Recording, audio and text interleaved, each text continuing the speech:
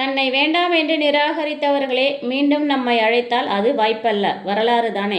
National pictures அலுவலகத்தில் பெருமாள் முதலியார், திருவாரூர் தங்கராசு, கிருஷ்ணன் பஞ்சு, சிவாஜி கணேசன், முன்னாள் முதல்வர் மு. கருணாநிதி மற்றும் கண்ணதாசன் போன்றவர்கள் அனைவரும் பேசிக்கொண்டிருந்த சமயம், பெருமாள் முதலியார் தயாரித்த படத்திற்கு பாட்டெழுதவும் பாடலின் பதிவு பற்றியும் பேச்சு வந்த சமயம்.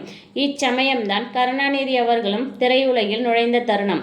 நானும் பாட்டெழுதவா என்று கண்ணதாசன் அவர்கள் வாஞ்சையுடன் கேட்க, பெருமாள் முதலியார் அவர்கள் வாய்த்துடுக்காக, பாட்டு எழுதுவது அவ்வளவு சுலபமா என்று வாய்விட அனைவரும் அமைதியானார்கள். அப்படத்திற்கு முன்னாள் முதல்வர் கருணாநிதி மற்றும் அண்ணல் தங்கோ அவர்கள் பாடல்களை எழுதினார்கள்.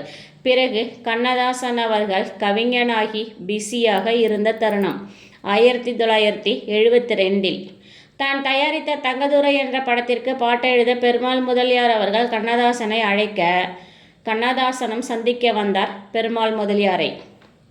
பாட்டு எழுதணும் என்ற செய்தியை சொல்ல, கண்ணதாசன் அவர்களோ, நான் ஊசி போட்டு இருக்க, வெகு நேரம் உட்கார முடியாது என்றார் கண்ணதாசன்.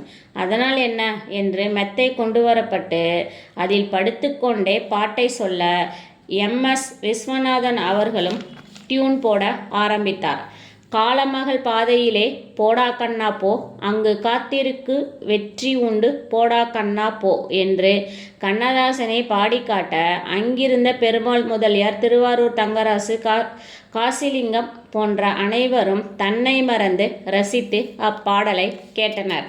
பாட்டு எழுதுறது சுலபமா என்று கேட்ட அவரே கண்ணதாசனை தன்னுடைய பாட்டால் மெய்பறக்க வைத்தார் என்பது காலத்தின் கட்டாயம்தானே. கவிஞர் பாட்டு எழுத செல்லும் இடங்களிலெல்லாம் மதிய நேரத்தில் சற்று தூங்குவது வழக்கம். இதனால் பல இடங்களில் பல பிரச்சனைகளும் நடந்திருக்கிறது. ஆனால் கண்ணதாசன் அவர்களோ அதை பற்றியெல்லாம் கவலைப்பட்டதே இல்லையாம். அபூர்வ ராகங்கள் திரைப்படத்திற்கு பாட்டெழுத சென்ற போது இயக்குனர் பாலச்சந்தர் அவர்களுடன் பல கட்ட வாக்குவாதம் நடந்தும் இருக்கிறது. பாட்டெழுத வந்த சமயம் ஒரு நாள் வழக்கம் போல் மதிய நேரம், மாடியில் உறங்கிய சமயம், என்னையா உங்க கவிஞர், போய் எழுப்பி விடுங்க என்று கமலிடம் கத்த, மாடிக்கு சென்று பார்த்த கமல் திரும்பி வந்துவிட்ட நிலையில் நான் எப்படி முடியாது என்று கமல் நழுவி கொள்ள, கீழே போட்ட சத்தம் கவிஞர் காதுக்கு எட்டி தூக்கம் கலைந்த நிலையில் எழுதிய பாடல்தான் 7 சொரங்களுக்குள் எத்தனை பாடல் என்று கவிஞர் தீட்டி வைத்துவிட்டு சென்ற நிலையில் நேரமாக பாலச்சந்தர் மீண்டும் கத்த, மாடிக்கு சென்ற கமலுக்கு கவிஞனின் படைப்பு காகிதத்தில் இருந்தது. கவிஞர் சென்றதும் யாருக்கும் தெரியாது. வரிகளை படித்த பாலச்சந்தருக்கு தலை சுற்றியது. எதை விடுவது, எதை பாடலாக்குவது என்று. அப்படி உருவானதுதான் 7 சொரங்களுக்குள் எத்தனை பாடல் என்ற பாடல்.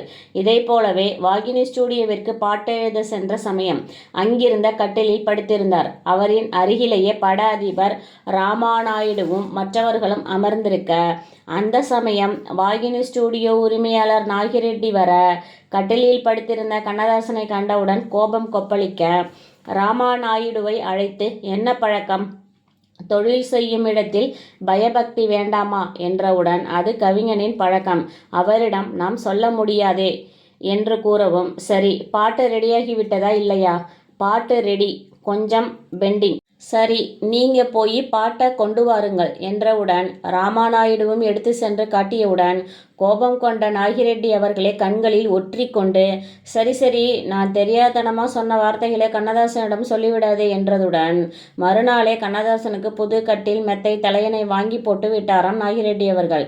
மறுநாள் வந்த கண்ணதாசனுக்கு பேரின்பம்.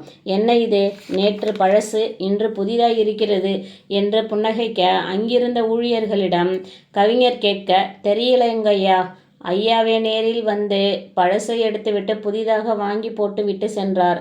அத்துடன் உங்களுக்கு எந்த குறையும் இல்லாமல் பார்த்து கொள்ளவும் கட்டளையிட்டார் என்று ஊழியர் சொல்லவும், கண்ணதாசனுக்கு தாளாத மகிழ்ச்சியில் நெகிழ்ந்து போனாராம். கவிஞர் பாட்டு எழுத சென்ற படம் வசந்த மாளிகை. இப்படத்தில் வரும் பாடல்கள் எல்லாமே சூப்பர் ஹிட் தான் இன்று வரை. நாகிரெட்டி கண்ணில் ஒத்தி கொண்டது இப்படத்தின் பாடல் வரிகளைத்தான்.